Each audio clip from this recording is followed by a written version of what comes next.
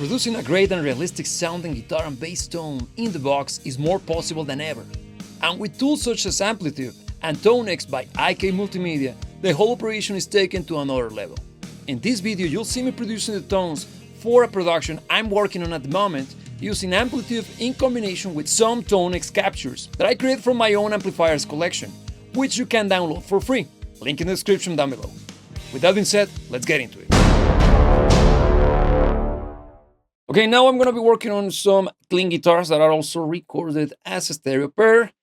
But in this case, I'm gonna be doing something interesting. We're gonna be rocking a technique from the 80s, which involves using a DI track applied or affected by high amounts of compression from hardware units or rack units, if I'm much more correct, and a blend or blending it in with a recording from an actual amplifier, which is gonna be done through the use of AmpliTube. So here we go. First, we're gonna go work on the DI.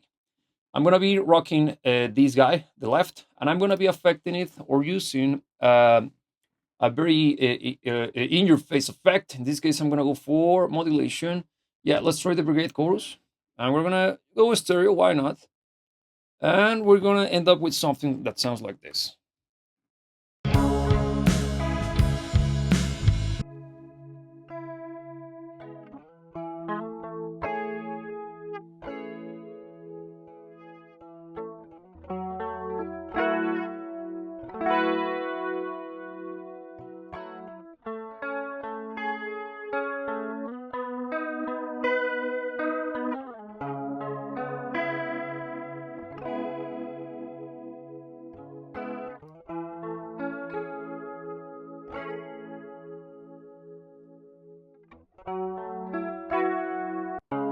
That's already sounding very nice, but we can make it cleaner. So I'm gonna go for a compressor. In this case, I'm gonna go for the 1176 revision. Yeah, the revision A, which is the one with the blue stripe. It's gonna add a little bit of distortion, a little bit of saturation based on how much we push it. So let's try to find the sweet spot. So I'm gonna just put it somewhere there. Also trying to make sure that we are matching our input, and I'm gonna go for a very high ratio so we can compress fast, a lot.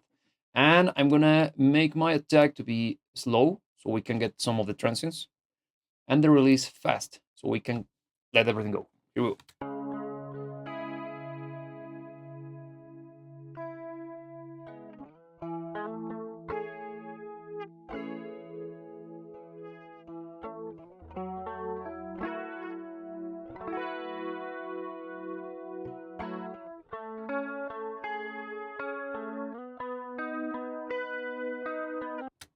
Nice, right?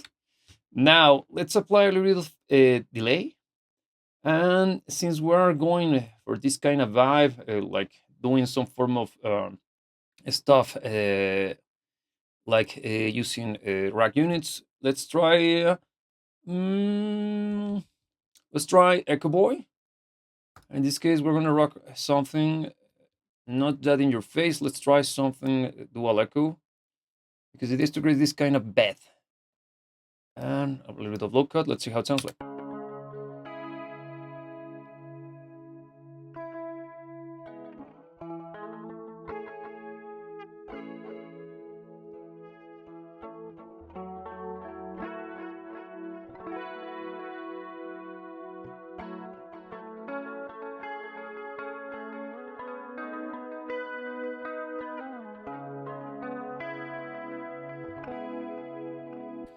Like it.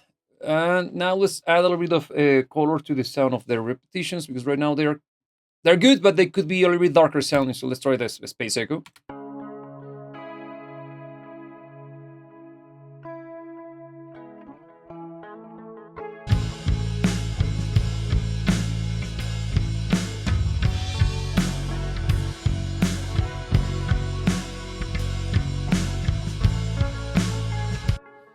Nice, but I would add a little bit of reverb at the end. So again, in the spirit of rocking this kind of rack stuff, let's try something a little bit insane. Let's go for yeah, let's try the rev plate. That's a good reverb. So I played reverb, I'm gonna begin with the blend all the way down, and I'm gonna be adding the sound of the reverb little by little. Here we go.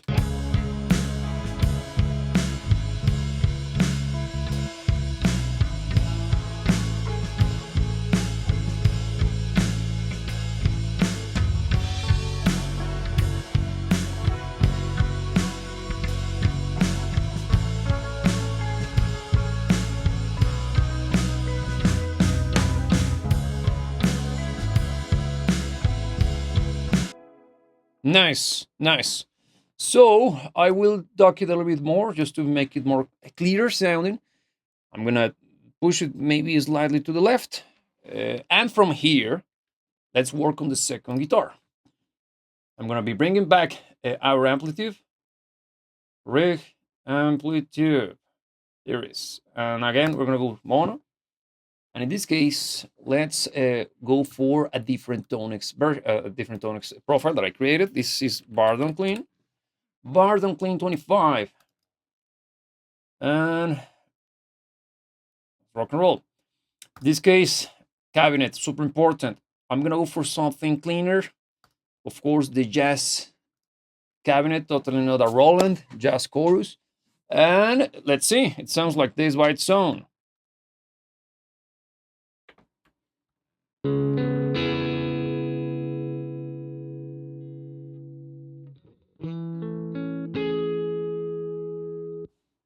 Playing the same pattern, but I think we can add a little bit of modulation to it in a different fashion. In this case, I think I'm gonna be rocking, what can I do? Let's try one of the rack units, and I'm gonna go for analog chorus. Yeah, but I'm gonna have it on the center of the amp. So let's see.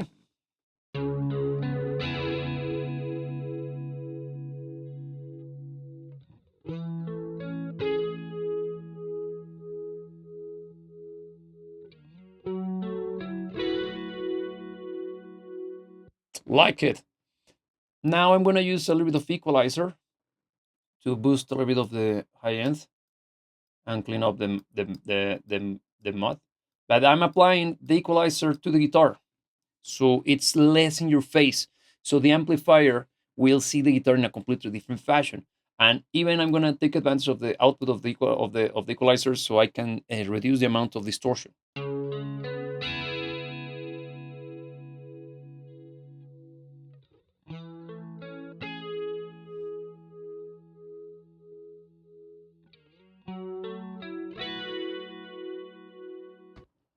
Way better, right?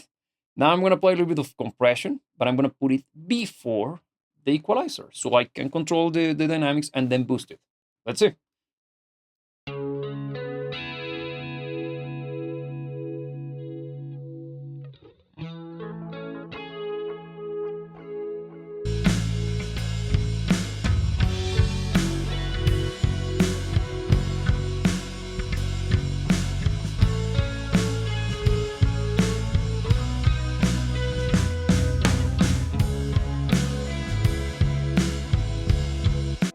Excellent, right?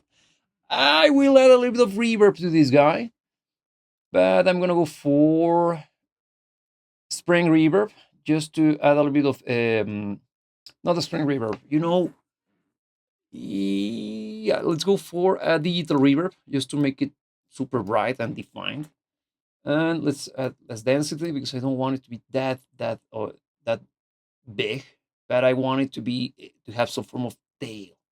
So let's see. I'm gonna begin with the sound, and good point. I'm gonna put it after the chorus.